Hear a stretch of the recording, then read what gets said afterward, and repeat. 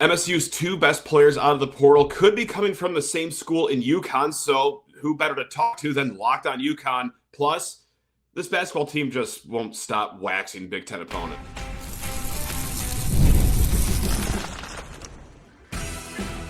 You are Locked On Spartans, your daily podcast on the Michigan State Spartans, part of the Locked On Podcast Network, your team every day. Today's episode of Locked On Spartans is brought to you by FanDuel. The college football playoff is here for one more day, and FanDuel is the best place to get into all the action all playoff long. Visit FanDuel.com to get your college football playoff profit boost every game day. Spartan friends, Spartan family, Locked On Spartans listeners, how on earth are we all doing on a nice long holiday weekend? Please rate, review, subscribe, comment below your favorite pickup out of the transfer portal so far, because two of mine have been Cam Edwards Ben Murawski, the running back and left tackle out of UConn. And look, we just know on the surface level what they're all about. You could watch film, you could look at stats, but who better to talk to than another expert right here on the number one ranked Locked On Podcast Network? Yes, we get Matt Shonvisky of Locked On UConn. He joins to talk about these two great players coming to Michigan State. And then after that conversation, let's just talk about Michigan State basketball, just continuing to roll teams off the court. But before the basketball, again, guys, football. Let's go. It is a Locked On crossover. We're going to Big East Country for this one because, hello, it's not just Matt Sheehan of Locked On Spartans over here. It is another Matt over there. That is Matt Shonvisky of Locked On UConn. And Matt, look, the portal is all the rage in college football, of course, no different here in East Lansing. And we got two former UConn players. It wasn't enough to take Nate Carter a few years ago. We wanted running back Cam Edwards. We wanted offensive lineman Ben Murawski. And I got to say, I noticed this after two of UConn's arguably best seasons in school history. You guys tied 9 wins. That ties a school record. So, Matt, point blank, this happened because Cam and Ben were such good players, right? Like, that's the sole reason you guys got 9 wins? Yeah, absolutely. I think it speaks to the progress that Jim Mora took. Obviously, his experience in the NFL and what he was able to do with this football program that was, listen, if we're being honest about it, the very bottom of college football. And he comes in, completely revamps, and it's guys like Cam Edwards, guys like Ben Murawski that were able to help see the vision that Coach Moore wanted to bring here to UConn, and it's players like them that helped execute on the field on game day, and both on the offensive side of the ball, which has been the strength. It has never been historically the strength of UConn football. Even going back to Big East days when they were rolling, made the Fiesta Ball, that was always defense. In this version, when Coach Moore got things rolling, the offense carried, and offensive line specifically is what really put this team over the top. Quarterback wise, Ben Moroski, let's start there. He's going to be starting left tackle. Even when he first showed up on campus day one, he was competing first, second team. Just being at practice, seeing him, he came in and was immediately somebody that was running to the forefront of the offensive line. He got banged up a little bit early on with injuries, so he set him back a year. But once he saw the field, they tried him out on the interior because they had an NFL offensive tackle at left tackle. And it took him a bit of more time to get on the field. But listen, he left tackle. His defender never touched the quarterback. So he's very good in the passing game. Pass pro, he's perfect left tackle. He could play anywhere in the country, no doubt about it. And we've seen a lot of prominent offensive linemen come through here and make the NFL over the last several years. And he's another guy that was slated. He was the next man up, and he was certainly, when scouts come around, somebody they focus on, just given his size, his experience, what he can do on the offensive line. Because, I mean, that's where I was going to go right off the rip with Ben Murawski is, do you think he can compete and play well at a Big Ten level? Because it's not like you guys had a high school schedule by any means, but you guys did have 3 Power 4 opponents, so it's not, as arduous as a Big Ten schedule. But when it was against heightened competition, he still fared pretty well. Yeah, absolutely. And the 3 opponents they had this year, Boston College, you get a little step back, Syracuse, and Duke won the ACC. So, and again, in that Duke game, Fignano, starting quarterback, wasn't getting touched. So the offensive line was taking care of business, and he, even against prominent defensive linemen, can hold his own. And Cam Edwards, too, because, look, we've read the stats off on this show, more than 1,100 rushing yards, of course, more than a dozen touchdowns. You've seen the highlights. He's shifty. He's got some good breakaway speed, of course. But I want to hear from someone that actually watched all the games that he played in. What kind of a running back is he? Is he thunder? Is he lightning? How would you describe his game? Yeah, I would say he's a combination of both, to be frank. Perfect. When you first see him, he's more, because UConn also has some guys that were your prototypical like third down backs, which is the lightning and the thunder and lightning combination. But Cam can do it all. When our third down back went down with an injury, he was a 3-down player, and he was able to do things between the tackles. And then I don't know if you guys run outside zone, but he's great in space, finds the open lane, and can really take things to the next level and make guys miss on the outside. Perfect. He will consistently bounce off tacklers. He's never going to go down on first contact. When he goes down, he's going to fall forward. I remember talking with Coach Mora here when he first arrived, and they didn't know where to put Cam Edwards. He came in, he was defensive back. They knew that he could play football, and they knew they wanted to find a place for him. He came in as Gatorade State Player of the Year in Connecticut. Came to State University, wanted to bring this program to another level, saw Coach Moore coming in, and they were trying to find a spot for him over his first year. He did a lot of maturing over that year. I remember Coach Moore, if you found some interviews, you could see a clip of him talking about the progress that Cam Edwards made from year 1 to year 2 and how they were able to trust him even early on when he was still first learning to play running back. He's just that type of kid that takes the things and on the football field. Listen, he's a grinder. He's gonna compete. He could have not played in the bowl game, and he was the best player on the field that day. Could have gotten the ball a lot more. Maybe UConn would have been a lot more competitive that day. But listen, he's somebody that's similar to Nate Carter. I think he's a step up above Nate Carter, in my opinion, too, though. Gotcha. We saw a lot of Nate here, and Cam can really do it all. And if you give him a big workload, he's going to get stronger as the game goes on. Not like you would rip these kids if the answer wasn't a positive one, but what kind of leadership are we getting here with these guys? Because they come in with a lot of experience, and I can't lie. I just think about Nate Carter and what he injected into the locker room at Michigan State. He was one of the all-time great people. So, I mean, are these guys like vocal leaders by any means, or I guess what are they like inside the locker room, if you have any indication on that? Yeah, I would say Cam's maybe a little less vocal than Nate was. I am familiar with some of the things that he did once he got to East Lansing. Cam is more a leader by example. Gotcha. So he's gonna lead with his production on the field. Not to say he isn't vocal behind the scenes, but I understand some of the things that Nate Carter did, and that's another level than what you're going to get with Cam. Certainly. He's like one of one people. And 99.9% of other college football players as well. So. Truly is. One question about Cam Edwards. So is he blind in one eye? Because I saw a few tweets about that. He sustained an injury, apparently, against Florida International. Now, when I typed that into Google, it gave me like the AI condensed version of it, but I was never able to confirm it.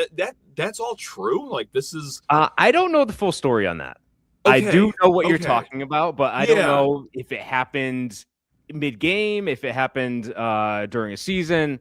I do know what you're talking about, but I'm not too familiar with when it happened, how it's affected his game. I don't think it affected his game. No, certainly not. His vision, like I mentioned when we were talking about outside zone earlier, his ability to find the open lane and be able to attack the hole and find ways to get to the second and third level of defenses is something that is very special from a running back, and he brings it to the table. More to come with our guy, Matt Shonvisky, but first, the College Football Playoff is here, and FanDuel is giving all customers even more ways to get in on the action every single game day of the playoffs. Right now, every college football game day, hey, you get a profit boost, guys, waiting for you right there in the app. Now, what I love about these profit boosts, you get to use them on bets you already feel good about, like the entire playoff run. I felt pretty good about Miami. Do I feel good about Miami now after I've seen Indiana pound the tar out of the other teams? To be determined. I'll be sitting on this one for a little bit, or I might just go ahead and use it on a touchdown prop. I might just go ahead and use it on a first quarter over bet. I mean, you can use these profit boosts pretty much any way you want them, guys. It's easy to use too. You just apply the profit boost and you go after those bigger winnings. And when you win, this is great about FanDuel. They pay you out instantly, which is perfect for football, whether it's college, whether it's pro football. Guys, it is the greatest app out there. FanDuel is the best place to get in on all the action, all playoff lawn. So visit FanDuel.com to get your college football playoff profit boost every single game day. And, what kind of help was Cam Edwards getting from the offensive line? Obviously, Ben Murawski, he's there, and Pro Football Focus loved him as a run blocker, no question, but what about the other four guys? Because over here in East Lansing, we saw it a few years ago with Kenneth Walker. That guy was making some hay. Not to, diss the entire offensive line, but it wasn't a great offensive line. He erased a lot of the problems. Was it still a pretty good offensive line, or did he erase a little bit of problems? How would you sum up the whole, cohesion between those two units? I would say the strength of the unit and the strength of the offense and the strength of the team has been the offensive line. Okay. Listen, our quarterback threw one interception all season. Whoa. One interception. Wow. And it was the last game of the year. He went in 11 games, no picks. Wow. I think that speaks to the protection that he was getting across the board. And the unit as a whole has been a strength since Mora arrived. And their offensive coordinator, who put UConn into position to do things offensively that they've never done here. I mean, the UConn quarterback, because of some of those stats, was at times at the end of the year top 10 for Heisman.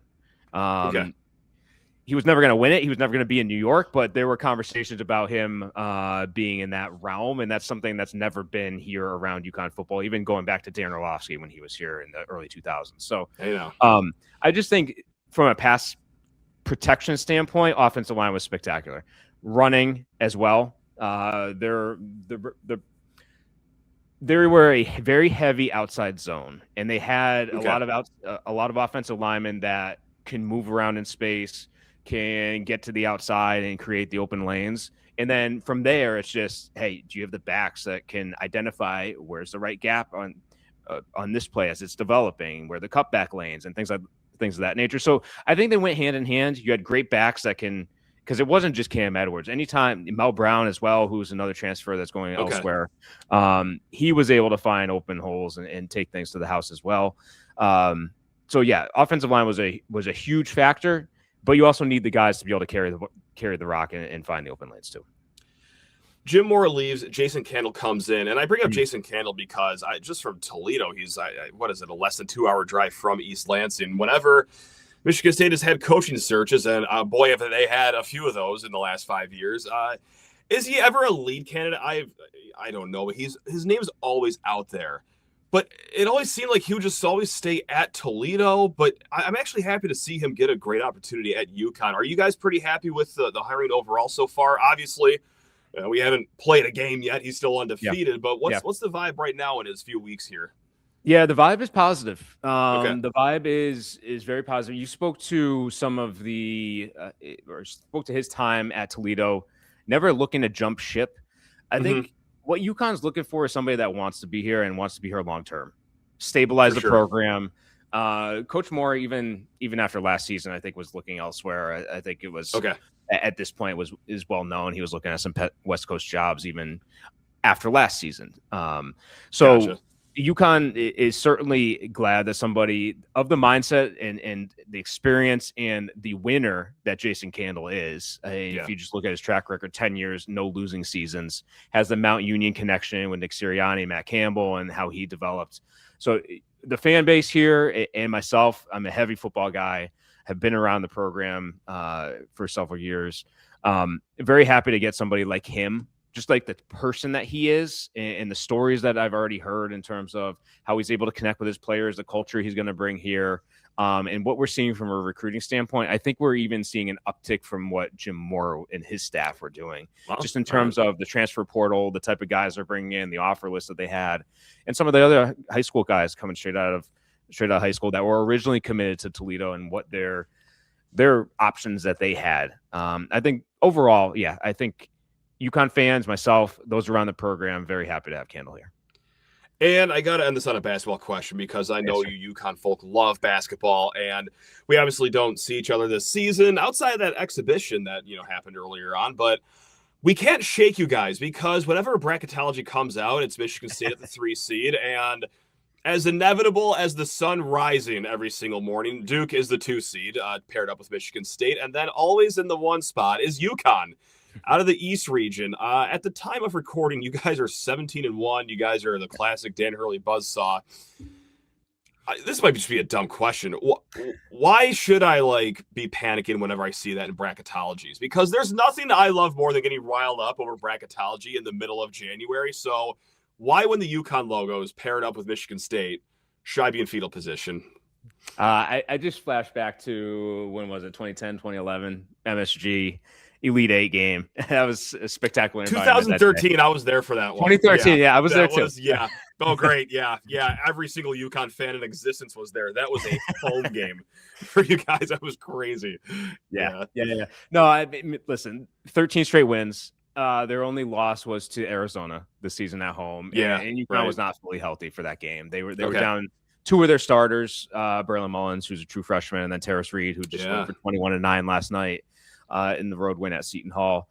UConn's a buzzsaw. That said, I need to see 4 full 40-minute games because, when things get to tournament time, if you open the door crack for any talented team, there's an opportunity for others to come in. So, yes, UConn has rattled 13 in a row.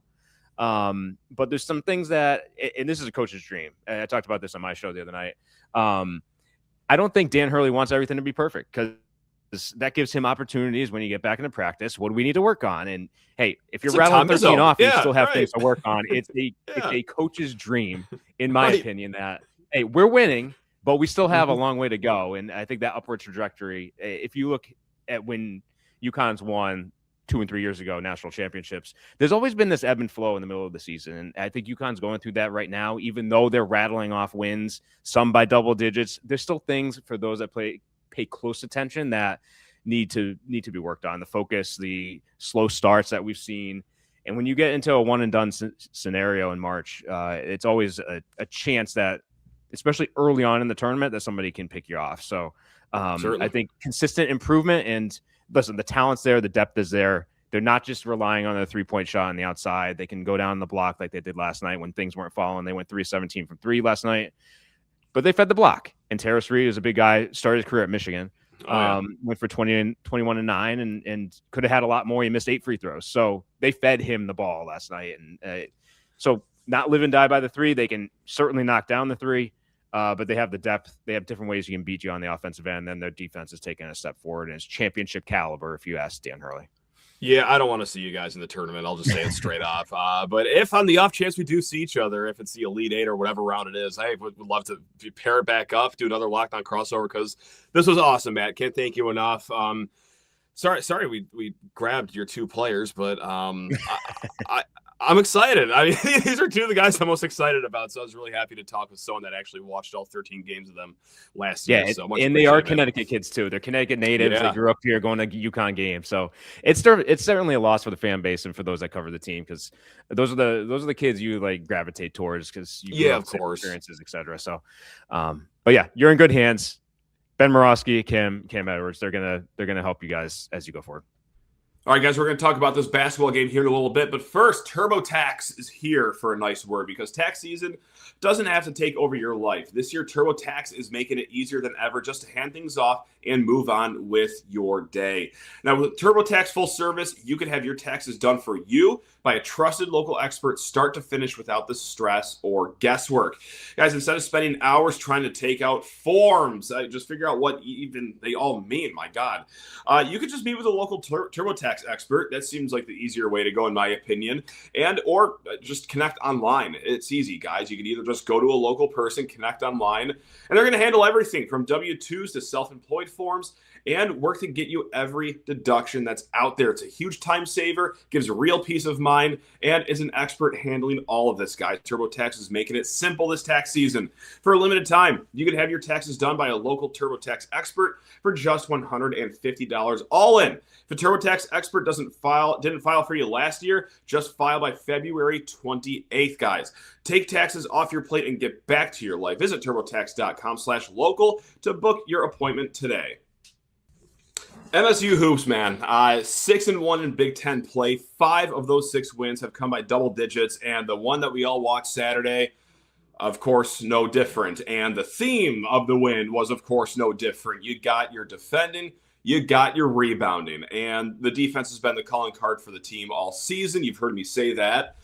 How many games have they played now? 18 games. You've heard me say 18 times, seemingly, because even in the losses, their defense has been spectacular this season. So spectacular that after this 80-63 win, KenPom, that's right, the metrics over there have given Michigan State the #1 defensive team in the country. Now, the website I like to use as well, barttorvik.com, just a little behind Michigan for the #1 spot. So any way you slice it, the top 3 defenses, not just in the conference, but in the whole country, according to KenPom and Bart Torvik, Michigan State, Michigan, and Purdue. Gauntlet of a conference season, as it always is. But let's go back and talk about this game here, guys, because it wasn't just the defense, of course. It wasn't just, hey, this is the 6th time in the 7 Big Ten games that Michigan State has held a Big Ten opponent to under 70 points. But, oh no, cough attack. How about the rebounding? The rebounding was once again spectacular. They out-rebounded Washington 39-28. Now, that helps because you're going to get 15 second-chance points. Washington just grabs 9 of them. And also, I got to say this hasn't been a constant theme for Michigan State all season, but it's a welcome sight to see. Just 5 turnovers. They took care of the ball. They were locked tight with that basketball. And granted, Washington, not quite known for being a team that forces a lot of turnovers. Actually, it's quite the opposite. They're ranked somewhere in the 290s in turnover percentage on Torvik, but nevertheless, I don't even care if you're facing a middle school team. If you're going a full game with just 5 turnovers, especially on the road, especially when you have that X factor of traveling across the country, okay, you're really out of sorts. Your body could be a little groggy, perhaps. I mean, we've seen it happen all the time at the college level. They played a clean, sharp game, guys. And my goodness gracious, no one did it cleaner. No one did it sharper. No one was cooler with it than our guy Jeremy Fears, who, yeah, he had that little bit of a lull in non-conference play. You're starting to wonder. Well, okay, maybe not all of you. I certainly wasn't too concerned. But there are some people out there. And, oh, boy, oh, no, maybe the start to the year he's already hitting that wall. No. Jeremy Fears doesn't hit walls. He breaks right through them. Yesterday, 19 points, 5 assists. And, I mean, look, over the last 5 games, he's averaging 17 points, 7 assists. Not too shabby from our guy, Jeremy Fears. And it's the second game in a row where he just takes over a half single-handedly. It was the first half against Indiana in the last game where he just took the ball, said, you 9 other players on the court can do whatever you want. I'm going to score upwards of 20 points. And in the second half, it wasn't to say that his first half was bad today by any means. I mean, no one really played poor in the first half. It was the second half, though, today. Once again, it was just like that North Carolina game for Jeremy Fears where he comes out of the locker room at halftime. All right, I'm just going to drop 14 points, 3 assists. I'm going to add a steal. I mean, the kid's special. He's proven yet again why he is maybe one of the greatest point guards in the whole nation, certainly in the whole conference. But, yeah, if you had to make a short list of top 5 point guards in the whole country, I know I'm adding Jeremy Fears on there. I mean, it doesn't, you don't have to overthink this one. Yes, maybe perhaps a touch undersized for the any NBA prospects to be jumping out. But, hey, that works just fine here at the college level. We are seeing him grow up right before our own eyes. So that's been great. That's been special. And, again, doing it all on the road. And I guess I could stop saying on the road because, heavens, those Michigan State basketball fans made that seem like a certified home game over there. Even Tom Izzo remarked on it after the game, said that he was a little surprised at the support that they got. And that's not to say, he's not used to Michigan State traveling well, but when you're going across 3 time zones and the stadium is sounding like it's a neutral site tournament game in Cleveland, basically, where it's just a short little drive for us Spartans, that just speaks to how great this fan base has been. He also remarked on one other thing, too, that I just wanted to pull out here, and that's Coen Carr. And he was asked are you seeing? I'm paraphrasing the question here, but are you seeing a dip in confidence here with Coen Carr? He's been taking less shots ever since you've come out of this non-conference break in December. And Izzo, long story short, said like he's not going to quit on the kid. He feels for the kid. He was glad to see some free throws go down. The three-pointer that went through to start the second half is great, but look, he's not going to turn away from Coen Carr. He's not going to cut into his minutes for the long haul, it certainly looks like. So, yeah, I mean, minutes-wise, though, going away from just the Coen Carr conversation, it looks like everyone got to eat a little slice of the pie, and that's what happens when you're comfortably in command for most of the game. The only guy that really got the short end of it, Trey Fort, which we're going back to the conversation we had a few weeks ago. Is Tom Izzo just pushing Trey Fort's buttons by giving him less and less minutes, or is he actually losing a role here? I think it's the latter. I think we're seeing our guy lose the role here because, yeah, just 5 minutes. I mean, yeah, it seems like he's going to be in the permanent doghouse for the rest of the season, any way you want to look at that. So, yeah, I mean, great win by Michigan State. So what's next? They get Oregon, and it's a vulnerable Oregon team. Oregon hasn't had the greatest season so far. They haven't had, like, the worst season, but where I would get nervous if I was a Ducks fan, they don't have Jackson Shelstad, who I blistered at Michigan State in the first half last year, if you remember that game at home for Michigan State's great comeback. And also it came out just before the weekend, Nate Biddle, their big, who's like all Big Ten worthy. He's going to be missing the next month with, I believe, a foot injury. So Jackson Shelstad, he was questionable for the Michigan game, so he could be back to face our Spartans. But yeah, it looks like Biddle will not be in the picture whatsoever. So Bart Torvik, who they don't really necessarily account for injury issues, they have Michigan State as 7-point favorites in this game. I do wonder if it's going to be a little bit bigger when the formal line does come out. But yeah, 7-point favorites in this upcoming game should, it match the computers whatsoever.